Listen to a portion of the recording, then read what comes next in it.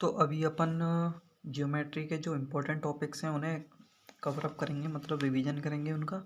तो रिवीजन में पूरा ज्योमेट्री तो नहीं है, पर जो ज्योमेट्री मैंने कवर की है इसमें ये ट्राइंगल के जो भी पॉइंट्स हैं, सेंटर, सेंट्रॉयड और सरकम सेंटर, इन पॉइंट्स का, और सीवियन, और जो भी इम्पोर्टेंट फार्मूले हैं उसमें, तो वो मैंने कवर किए हैं पूरे।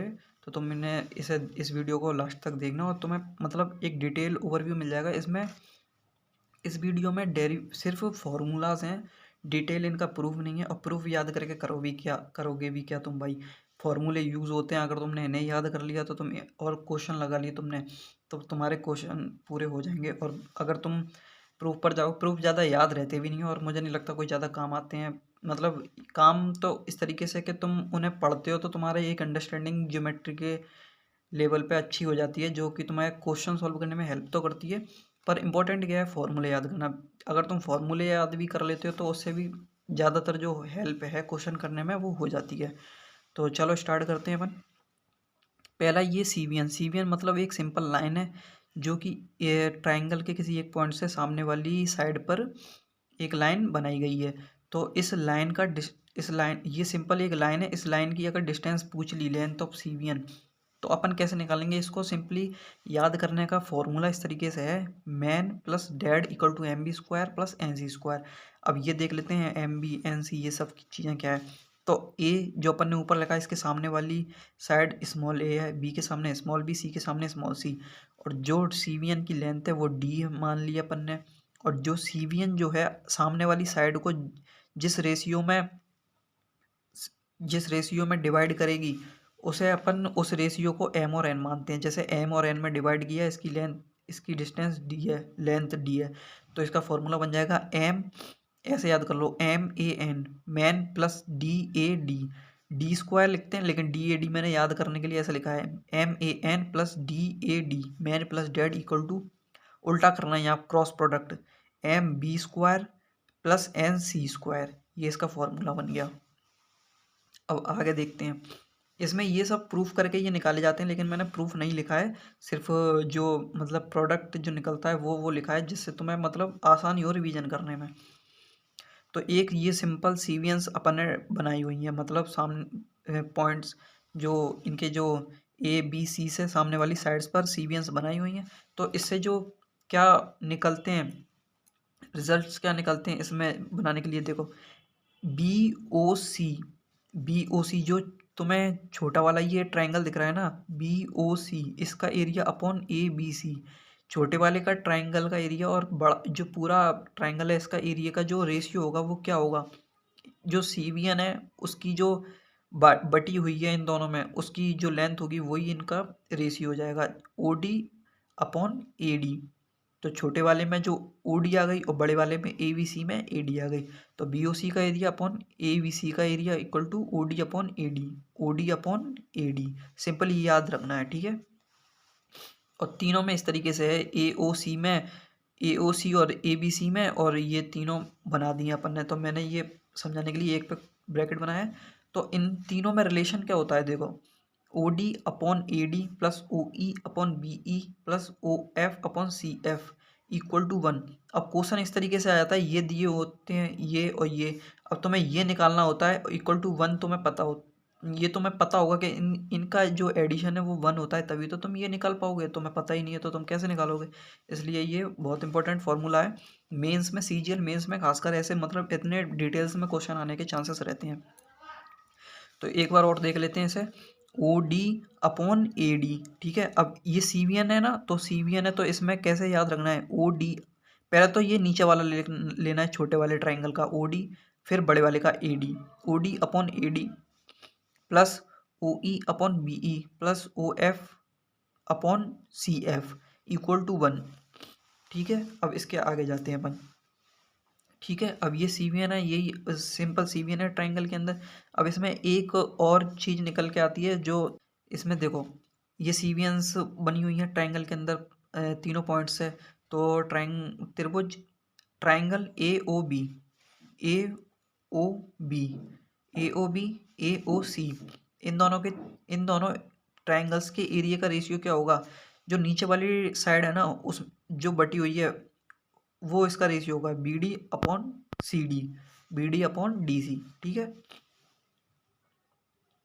और ये मैंने यही लिखा हुआ है B D upon A B D, A B, हाँ, और इसको ले लो चाहे इसको ले लो, चाहे ये इस पूरे को ले लो, इस ए बी डी ट्राइंगल को ले लो या ए सी डी ट्राइंगल को ले लो, तो इन दोनों का भी रेशियो वही होगा B D upon C D. Base का रेशियो ट्राइंगल में होता है क्या, ट्राइंगल का रेशियो वही होता है जो उसके बेस का रेशियो होता है, वो मैं तुम्हें आगे बताऊंगा।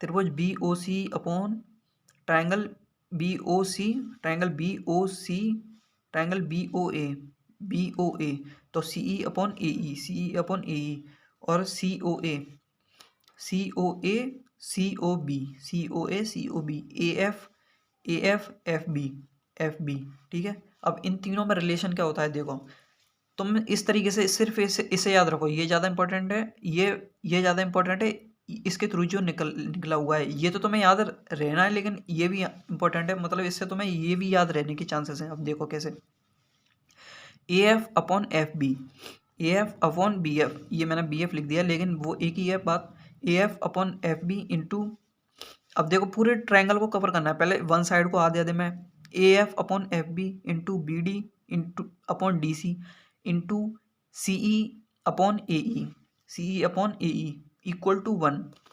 यहाँ पे अपन ने ऐड किया था जो उसमें सीवियंस की लेंथ को, यहाँ साइड को अपन ने जो सेपरेट करके उनको मल्टीप्लाई करा है, यहाँ पर 1 आता है, तो ये सही याद रखना, इसे याद, ऐसे ट्रायंगल कवर कर रहे हैं अपन ने, चारों इसकी तीनों बाउंड्रीज को टुकड़ों में कवर कर रहे हैं, तो ये इसको इक्वल टू 1 आएगा, A F upon B F into B D upon D C into C E upon E equal to 1। तो अब अपन इन सेंटर पढ़ेंगे। इन सेंटर क्या होता है, जब किसी ट्राइंगल में उसके जो सामने उसका जो एक एंगल होता है ना, उस एंगल को बाइसेक्ट करती हुई अपन एक लाइन सामने वाली साइड पर जब डालते हैं, तो वो तीनों एंगल से अपन जब बाइसेक्ट करती हुई लाइन जब सामने वाली साइड पर डालते हैं, तो उसका जो मिड पॉइंट बनता है, जो उनका क्रॉस पॉइंट बनता है, उसे अपन इन सेंटर बोलते हैं या अंत्य केंद्र बोलते हैं। तो इसकी जो प्रॉपर्टीज हैं वो क्या है, B D upon D C equal to A B upon A C. तो यहाँ क्या है basically, incentre inner circle का सेंटर भी होता है, हाँ ये भी इंपॉर्टेंट है, ये रिवीजन तो है वैसे भी। तो इन सेंटर जो होता है ना, जो इन सेंटर अंत्य केंद्र होता है, जो इस ट्राइंगल के अंदर बनने वाला जो सर्कल होगा ना, जो भी पॉसिबल सर्कल बनेगा, उसका सेंटर भी यही होगा जो इसका जो बन रहा है इन सेंटर। तो ये, और जो ये जो पॉइंट होता है ना इन सेंटर, ये है ना इन तीनों साइड से इक्वली डिस्टेंस पर होता है, तो इसे अपन आर मान सकते हैं, आर आर आर, तीनों साइड से इक्वली डिस्टेंस पर होता है। और इसमें जो एक प्रॉपर्टी ये भी है, ये जो मैंने बता दी कि ए बी अपॉन ए सी, इन दोनों साइड्स का रेशियो वही होगा जो नीचे बेस का रेशियो होगा, A B upon A C equal to B D upon C D, ठीक है। इन सेंटर पर बने एंगल, ये बहुत मोस्ट इंपॉर्टेंट है, ये प्री वगैरह में आते हैं, वैसे मेंस का तो कुछ नहीं है ऐसा, लेकिन अपन इसे पढ़ लेते हैं। जो बी है, इन सेंटर पर बने एंगल्स, इन सेंटर पर मतलब अंत्य केंद्र पर बने, बाइसेक्ट कर, अब याद रखना है बाइसेक्ट करने के बाद जो इन सेंटर बनता है, इन सेंटर पर जो बनेगा एंगल वो क्या होता है, तो बी आई सी क्या होगा, 90 प्लस ए बाई 2, 90 प्लस ए का हाफ ऐड करेंगे, सी निकालने के लिए 90 प्लस वो, ए आई बी निकालने के लिए 90 प्लस सी का हाफ, और ए आई सी निकालने के लिए 90 प्लस बी का हाफ, ए आई बी निकालने के लिए ए आई बी 90 प्लस सी का हाफ, देख लिया। तो ये इंपॉर्टेंट है तीनों।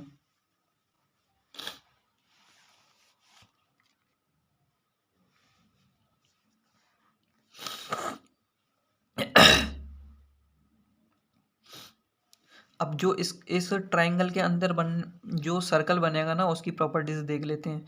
ये मैंने अभी तुम्हें बताया था, तो ये एंगल बाई सेक्टर होता है, इनसे बनता है, इनसे जो सेंटर बनता है वही अंदर बनने वाले सर्कल का सेंटर होता है। तो यहाँ पे जो अपन इस अंदर बनने वाले सर्कल की अगर रेडियस की बात करें, रेडियस कैसे निकालेंगे, तो रेडियस निकालने के लिए इस ट्राइंगल का जो एरिया होता है,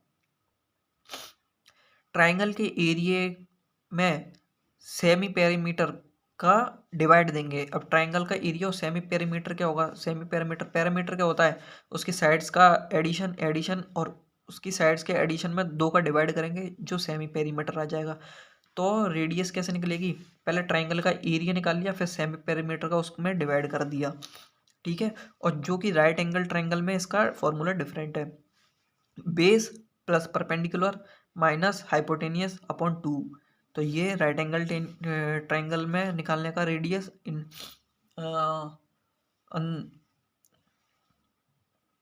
राइट एंगल ट्राइंगल में अंदर बनने वाले जो सर्कल है उसकी रेडियस निकालने का जो फॉर्मूला है B plus P minus H upon 2।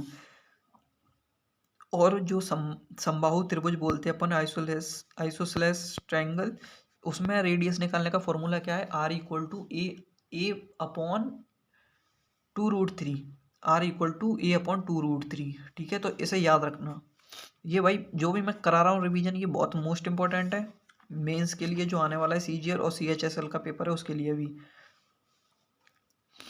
अब एक्स सेंटर, अब एक्स सेंटर क्या हो जाता है, अपन ने पहले तो ट्रायंगल के अंदर बनाया था, अब ट्रायंगल के बाहर कैसे बनेगा, जब अपन ट्रायंगल की जो ये दोनों साइड्स हैं इनको बढ़ा आगे खींच दिया, बढ़ा दिया, फिर जो यहाँ जो एंगल बन रहे हैं ना, इन एंगल को बाइसेक्ट करती हुई जब लाइन निकालेंगे तो वो दोनों लाइन जिस पॉइंट पर क्रॉस करेंगी उस क्रॉस पॉइंट के ही अपन एक्स सेंटर बोल देते हैं। और फिर जो इन लाइन से टच करते हुए जो सर्किल बनेगा, उस सर्किल की रेडियस कैसे निकालेंगे वो अभी बताऊंगा मैं।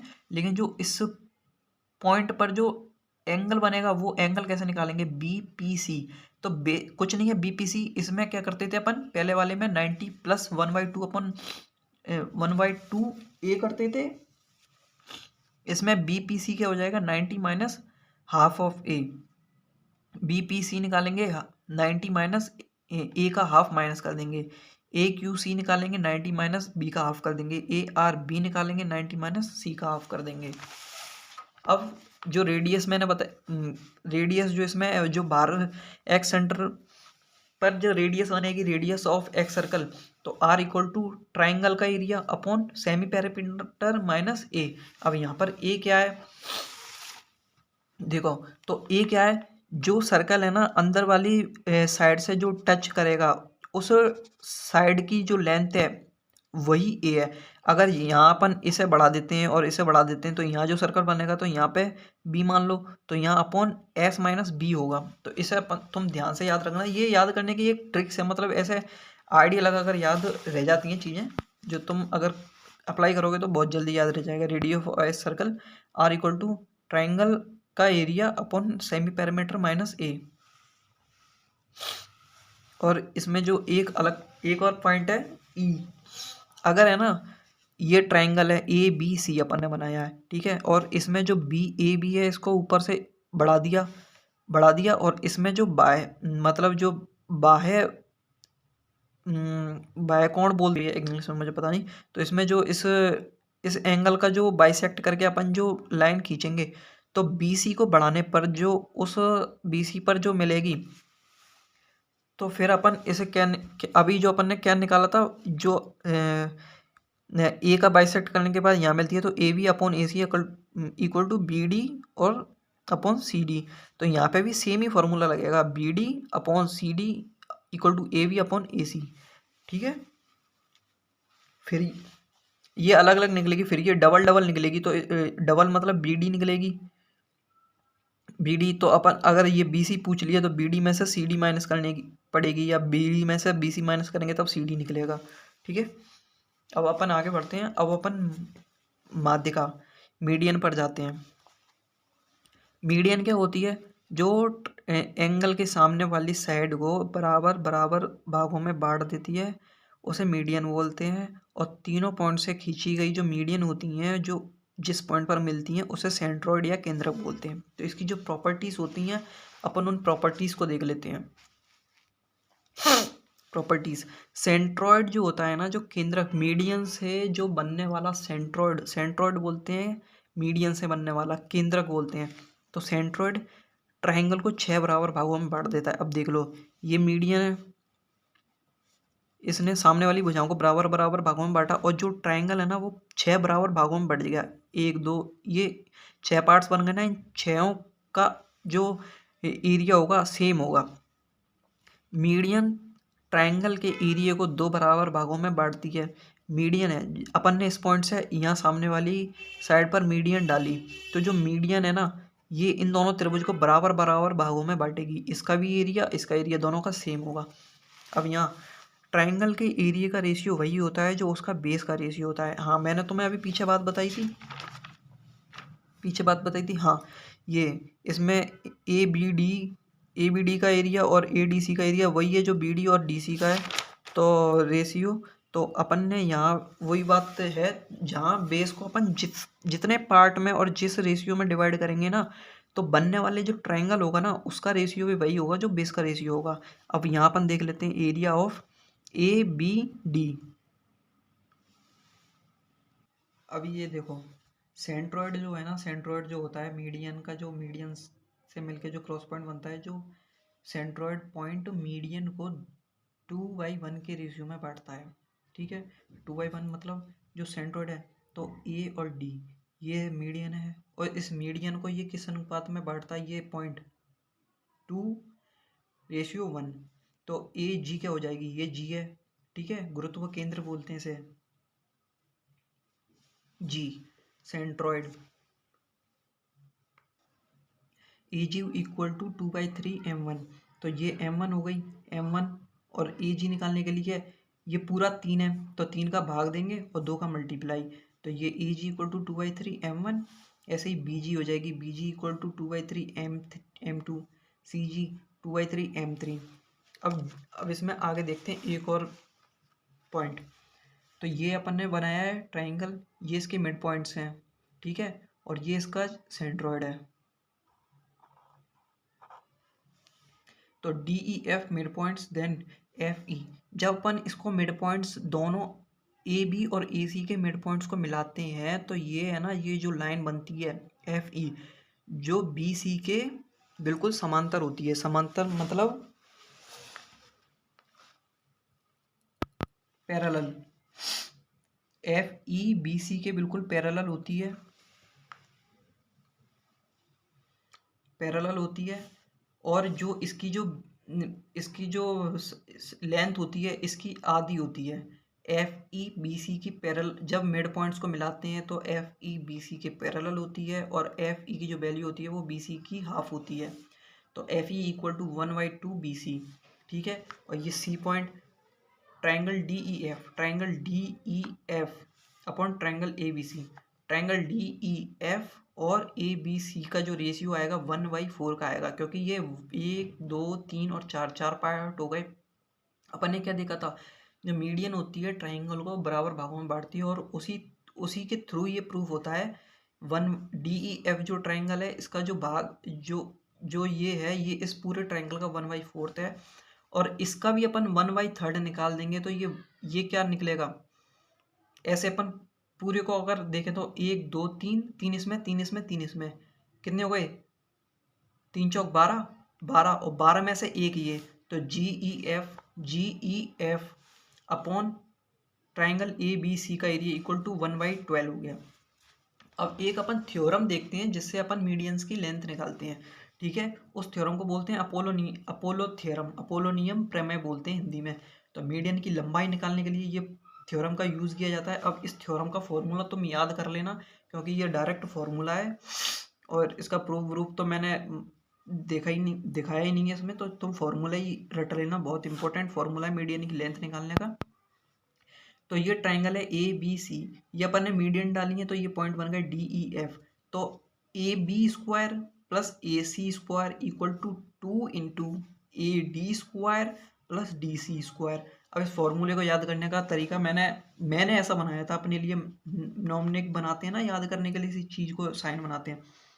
तो अपोलो ने गन चलाई, तो यहाँ गन का क्या मतलब है, ये गन जैसा हो रहा है ना, तुम कैसे भी बना सकते हो, एल कुछ भी, मतलब मैंने अपोलो ने गन चलाई इस तरीके से याद किया, तो मुझे इसी तरीके से याद है। जैसे ए बी स्क्वायर, पहले तो दोनों टांगों का अपन ने स्क्वायर कर दिया, A B square plus A C square equal to A D, फिर गन का स्क्वायर, ए डी स्क्वायर 2 × गन का square, A D square plus D C square. ये अपोलोनियम थ्योरम है, तुम इसे याद कर लेना भाई, बहुत इंपॉर्टेंट है मीडियन की लेंथ निकालने के लिए।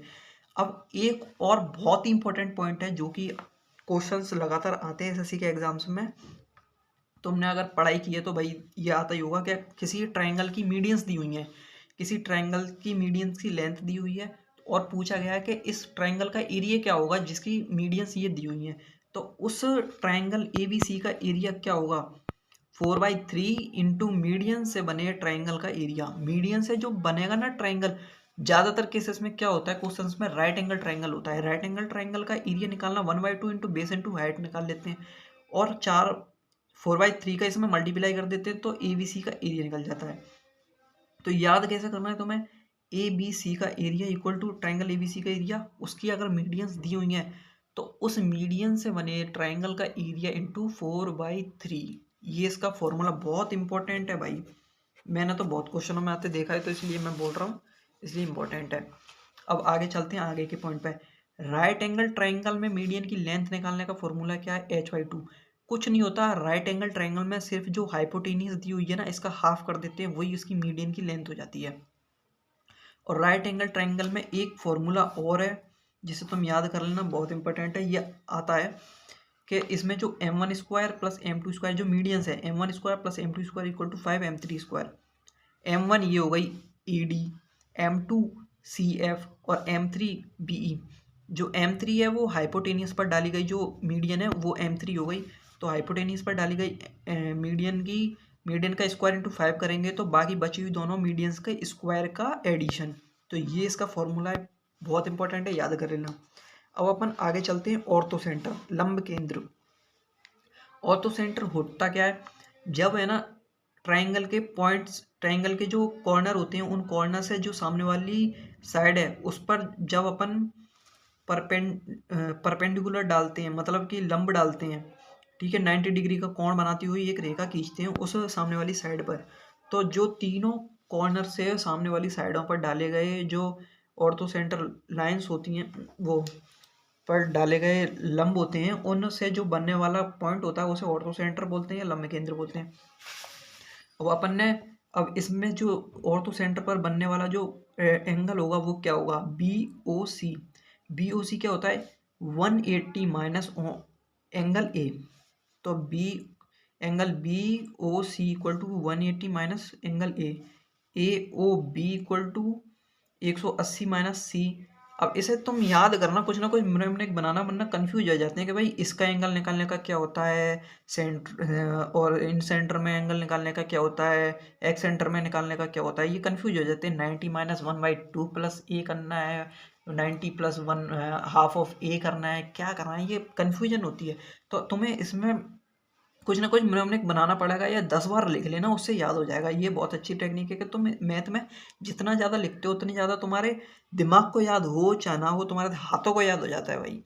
तो इसमें ABC ट्रायंगल में जब लंब केंद्र लंब डले हों, 90 डिग्री के एंगल बना रहे हों सामने वाले कॉर्नर से सामने वाली साइड पर, तो जो सेंट्रॉइड पर बनने वाला एंगल है BOC क्या होगा, 180 में से जो बचा हुआ है उसे माइनस कर देते हैं। AOB क्या होगा, 180 माइनस C कर देंगे। AOC क्या होगा, 180 माइनस B कर देंगे, ठीक है। और इन राइट एंगल ट्राइंगल में समकोण त्रिभुज में, राइट एंगल ट्राइंगल में इन सेंटर एंड ऑर्थो सेंटर के बीच डिस्टेंस, ये इंपॉर्टेंट है, इसे याद कर लेना। तुम जो भी फॉर्मूले मैं बता रहा हूँ ना, वीडियो को पॉज कर करके लिख लेना, इन्हें रट लेना, इन्हें लिख लिख के रट लेना, बिल्कुल रट्टा मार लेना। क्योंकि भाई जब तुम क्वेश्चन सॉल्व करोगे और इनका जो अप्लाई करोगे ना, तो ज्योमेट्री मतलब आधी सी ज्योमेट्री तो इन्हीं सब चीज़ों से, इन्हीं यही सब पॉइंट और ये एंगल वेंगल, ये 4 पॉइंटों के अंदर से ही फॉर्मूले बने हैं आधी सी ज्योमेट्री जो एसएससी के एग्जाम में आती है। ज्योमेट्री तो बहुत बड़ी है भाई। तो समकोण त्रिभुज यानी राइट एंगल ट्राइंगल में जो इंसेंटर होता है, इंसेंटर क्या बताया था, जो बाइसेक्टर करता है ना एंगल्स को, उनसे बनने वाला जो पॉइंट होता है इंसेंटर। ऑर्थो सेंटर जो सामने वाली साइड पर डाले गया परपेंडिकुलर उनसे बना। और राइट एंगल ट्राइंगल में ऑर्थो सेंटर कहाँ बनता है, जो 90 डिग्री का एंगल जो बनता है ना बी पर, जैसे बी पर बना है तो ये बी पर ही ऑर्थो सेंटर होता है, ये पॉइंट होता है बी पर भी ऑर्थो सेंटर, ठीक है। तो incentre and orthocentre के बीच का डिस्टेंस क्या होता है, under root 2 into R. And BP क्या होती है, बीपी जब अपन ने बी से ए सी पर परपेंडिकुलर डाला तो B P small P B P की लेंथ क्या है, बेस इंटू परपेंडिकुलर, ये इस राइट एंगल ट्रायंगल का परपेंडिकुलर यानी ये है इंटू हाइपोटेनियस। तो A B into B C मतलब A B into B C upon hypotenuse A C, B into P upon H याद करने के लिए आसान रहता है, इसलिए मैंने ये ऐसे लिखा है। इन ऑब्ट्यूज एंगल ट्रायंगल, ठीक है, जो अधिक कोण होता है उसमें जो ऑर्थो सेंटर होता है वो ट्रायंगल के अंदर ना बनकर बाहर बनता है, ठीक है। अब एक नई और पॉइंट है, थ्योरम है या फॉर्मूला जो भी कुछ कह लो याद करने के लिए। जो अपन ने ए बी सी ट्रायंगल है, ए से बी सी पर परपेंडिकुलर डाला, उस परपेंडिकुलर उस मतलब जो लंब डाला अपन ने उस लंब पर कोई भी एक पॉइंट ले लो के, ठीक है। तो ये एग्जाम में आता है कि के ले लो, तो इसमें रिलेशन या कुछ ना वैल्यूज दे देगा, ये दे देगा, ये दे देगा। तो इसमें जो रिलेशन है क्या है, ए बी स्क्वायर प्लस सी के स्क्वायर, ये और इसके सामने जो लाइन लटक रही है इसका square equal to A C square plus B के स्क्वायर। अब ठीक है, ये सिंपल सा फॉर्मूला है, इसे तुम ऐसे याद कर सकते हो। जब ए से बी सी पर डाला गया लंब, इस लंब पर कोई भी पॉइंट, उस पॉइंट से मिलाया गया बी को और सी को, ठीक है। तो ये लेंथ आ गई और ये लेंथ आ गई, तो ए बी स्क्वायर प्लस सी के स्क्वायर इक्वल टू बी के square plus A C square, ठीक है। ये फॉर्मूला है। और और ट्रायंगल में जो ट्रायंगल की हाइट क्या होती है, वही होती है ना जो अपन 90 डिग्री की से 90 डिग्री की लाइन से जो नापते हैं अपन, और ट्रायंगल के जो सबसे ऊपरी पॉइंट होता है उसे 90 डिग्री की लाइन से देखते हैं, वही हाइट होती है। तो इस ट्रायंगल में जो अपन ने जो लंब डाले हुए हैं वही इसकी हाइट हो जाएंगी H1 H2 H3। तो इनमें एक रिलेशन होता है AO into O D equal to B, जो इसका ऑर्थो सेंटर होता है, ऑर्थो सेंटर से जो अपन ये इक्वेशन ये फॉर्मूला बनता है A O into O D equal to B O into O E equal to C O into O F.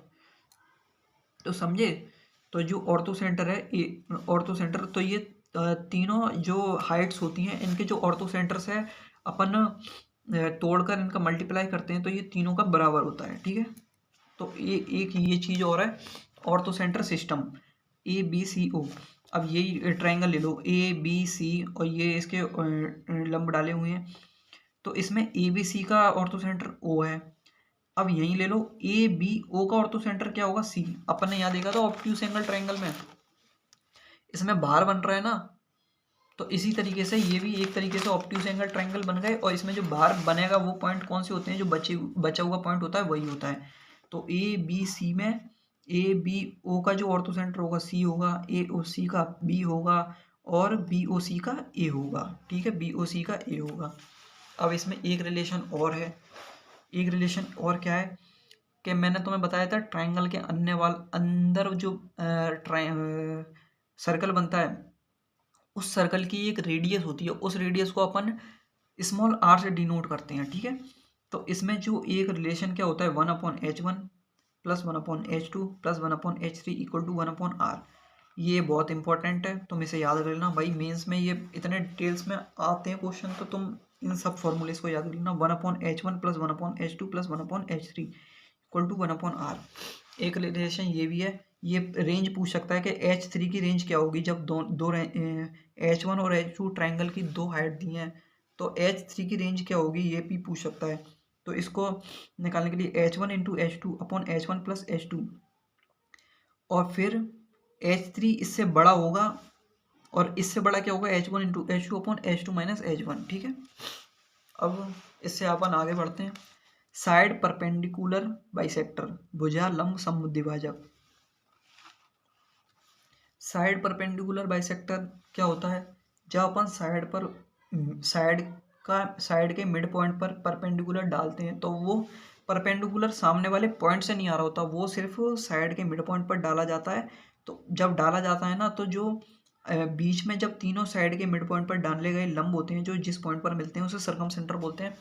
और सर्कम सेंटर वही सेंटर होता है जो कि इस ट्रायंगल पर बनाए गए सर्कल का सेंटर होता है। मतलब इन सेंटर वो होता है जो इसके अंदर बनाया गया सर्कल है, और सरकम सेंटर वो होता है जो इसके बाहर तीनों पॉइंट उस सर्कल की रेडियस पर होनी चाहिए, उस पे उसकी जो वलय पर होनी चाहिए, वृत्त पर होनी चाहिए तीनों पॉइंट्स।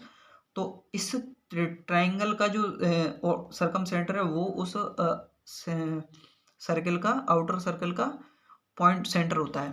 तो आगे देखते हैं अपन, बस यही है, और तो नहीं है, हाँ यही है, ठीक है। एंगल ऑन सरकम सेंटर, परिकेंद्र पर बने कोण, इसे सरकम सेंटर और परिकेंद्र दोनों बोलते हैं। तो जो परिकेंद्र पर बनने वाला जो एंगल है वो क्या कैसे निकालते हैं अपन।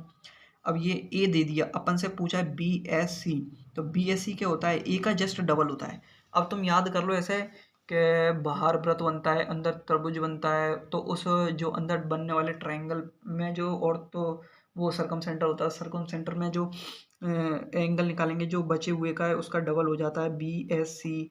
ए एस सी निकालेंगे बी का डबल, ए एस बी निकालेंगे सी का डबल, ठीक है। और ये एक नोट है, circumcentre is equidistant from 3 verticals of the triangle. जो मतलब कि जो सरकम सेंटर होता है जो इन तीनों पॉइंट्स से इक्वली डिस्टेंस पर होता है, तो इसे अपन आर, कैपिटल आर से डिनोट कर देते हैं, क्योंकि इस पर बनता तो सर्कल ही है, सर्कल है तो तीनों रेडियस हैं, और रेडियस तो इक्वली होती हैं, तो अपन इसे आर से डिनोट कर देते हैं, ठीक है। अब इस आर को निकालने का जो फॉर्मूला है वो क्या है, आउटर सर्कल की radius capital R equal to A B C तीनों साइड्स का मल्टीप्लाई अपॉन 4 इंटू ट्राइंगल का जो एरिया है वो, और आर निकालने का एक फॉर्मूला ये है ए अपॉन 2 साइन ए जो सामने वाली भुजा है उसके सामने जो एंगल है उसका साइन निकालेंगे, और उसमें 2 का मल्टीप्लाई करेंगे और एक ए में भाग देंगे, ठीक है। राइट एंगल ट्राइंगल में जो आउटर सर्कल होता है उसकी रेडियस क्या होती है, हाइपोटेनियस की आधी होती है। तो जो राइट एंगल ट्राइंगल इसमें जो सर्कल बन गया, इसमें इसका जो ये इसमें जो आर होगी वो सिंपली हाइपोटेनियस की हाफ होती है, क्योंकि ये मिड पॉइंट होता है इसका, ठीक है। मैंने बताया था ना ये ऐसे करेंगे, ये वाला तो नहीं बताया था शायद, हाँ ये नहीं बताया राइट एंगल ट्रायंगल का। तो in right angle triangle radius equal to hypotenuse upon 2, इन आइसोसेलेस ट्रायंगल समबाहु त्रिभुज में रेडियस क्या हो जाएगी ए अपॉन √3, और ये वाला समबाहु त्रिभुज में ये क्या बताई थी, ए अपॉन 2√3। तो इसमें क्या होता है, इन दोनों का वो भी पूछ सकता है रेशियो, क्या समबाहु त्रिभुज में दे दिया और ये भुजा दे देगा कंफ्यूज करने के लिए, और इसका वो पूछ लेगा कि इसका रेशियो क्या होगा। तो समबाहु त्रिभुज में स्मॉल आर क्या होती है, ए अपॉन 2√3। तो समबाहु त्रिभुज में अंदर अगर त्रिभुज बनेगा तो उसकी रेडियस छोटी होगी, छोटी कैसे होगी, ए में जब बड़े नंबर का भाग देंगे, तो ये इस तरीके से याद करो तुम। और बड़ी कैसे, जब बाहर वृत्त बनेगा, बाहर सर्कल बनेगा तो उसकी रेडियस बड़ी होगी। तो बड़ी कैसे होगी, जब ये डबल है इसका, ये सिंगल है, A upon √3। Incentre and circumcentre के बीच की दूरी, अब इन सेंटर अंदर बनने वाले सर्कल का सेंटर, और सरकम सेंटर जो होता है बाहर बनने वाले सर्कल का सेंटर, तो इन दोनों के बीच की दूरी डिस्टेंस कैसे निकालेंगे, √ capital R square, capital R क्या है, बाहर बनने वाले सर्कल की रेडियस का स्क्वायर -2 इंटू दोनों रेडियस का मल्टीप्लाई। तो बस यही है, इन फॉर्मूलेस को अगर तुम याद कर लोगे भाई, इससे बाहर तो नहीं है, मेरे को नहीं लगता, मेरे जो नोट्स थे मैंने उनमें से सब कुछ लिखा हुआ है। और भी तुम्हें अगर कुछ कमी लगे तो तुम मुझे बताना, और बाकी थैंक यू वेरी मच। और भाई अगर तुम्हें पसंद आए तो लाइक एंड शेयर सब्सक्राइब करना भाई अपने दोस्तों के साथ, और बस इतना ही, थैंक यू, मिलते हैं अगली वीडियो में।